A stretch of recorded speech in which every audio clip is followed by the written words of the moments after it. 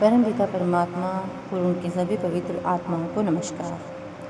सिमरन और ध्यान के बाद तीसरी सीढ़ी है धुन को सुनना। जब सिमरन और ध्यान पूर्ण होता है तब धुन अपने आप जाग उठती है।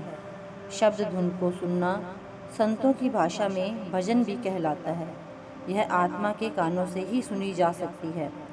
आत्मा का शब्द धुन के साथ स्वाभाविक संबंध है। आत्मा परमात्मा का अंश है और परमात्मा स्वयं ही शब्द धुन है।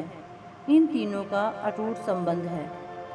इस शरीर के 9 द्वार प्रकट हैं तथा 10वां गुप्त है और उस पर वज्र कपाट लगे हुए हैं। गुरु के प्रदान किए हुए नाम अथवा शब्द के अभ्यास से यह द्वार खुलता है और इसमें अनहद धुन की गूंज सुनाई देती है। इसके खुलने पर घट में प्रकाश हो जाता है। धुन की यह संपत्ति ग्रंथों के पठन पाठन से नहीं मिलती। हम चाहे चारों वेद, 18 पुराण और 6 दर्शन पढ़ या सुन लें, पर यह सारी विद्या भी परमात्मा के नाम की धुन के तुल्य नहीं हो सकती। मन करोड़ों यत्नों से भी वश में नहीं आता। योगी अपनी अपनी युक्तियां करके हार गए। ज्ञानी ज्ञान की बातें और तपस्वी तप कर करके थक गए। पंडित तथा विद्वान पढ़ पढ़कर विद्या का संपूर्ण बल लगा चुके, पर बुद्धि की चतुराई मन को वश में करने में कोई सहायता न दे सकी। मन को वश में करने की दवा केवल शब्द की ध्वनि को सुनना है, जिसे सुनकर आत्मा परमात्मा में समा जाती है। जीव जंतुओं को आकर्षित करने के लिए 2 प्रमुख शक्तियां हैं, रूप और ध्वनि। इन दोनों में से ध्वनि में खींचने की शक्ति अधिक प्रबल है। बाजे की आवाज़ पर मोहित होकर हिरन अपना सिर उस पर जा रखता है और पकड़ा जाता है। ध्वनि का प्रभाव सर्प आदि पर भी होता है। मनुष्य पर इसका प्रभाव और भी अधिक है। उसका मन आनंद में मग्न होकर झूमने लगता है। प्रत्येक धर्म में भजन कीर्तन का साधन प्रचलित है। प्राचीन काल में आरती की प्रथा थी और आज भी है।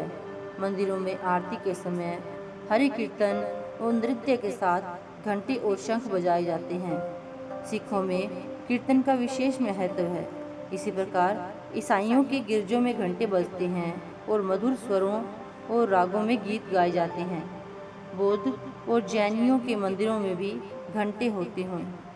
सूफियों में कव्वाली का काफ़ी रिवाज है, किंतु इन सब बाहरी आवाज़ों पर हिरण के समान मोहित होकर मनुष्य अज्ञान में जकड़ा रहता है। इन बाहिर्मुखी संगीत और रागों का पारखी होने पर भी उसे आंतरिक शब्द का जानकार अथवा शब्द भेदी नहीं कहा जा सकता। अभ्यासियों की कमी के कारण साधारण लोग बाहरी शब्द या वर्णात्मक शब्द की सीमा में ही रह गए। बाहरी शब्द फैले हुए मन को इकट्ठा करने में किसी हद तक सहायक होता है। यह बाहरी शब्द या आवाज़ हमें खींचती अवश्य है, पर आत्मा को आत्मिक मंडलों पर नहीं ले जा सकती। इससे जीव 3 गुणों में ही फंसा रहता है और मनुष्य जन्म निष्फल चला जाता है। उस पूर्ण चेतन आंतरिक संगीत के द्वारा ही जीव त्रिगुणातीत होता है और तभी उसका सच्चा कल्याण होता है। Thank you.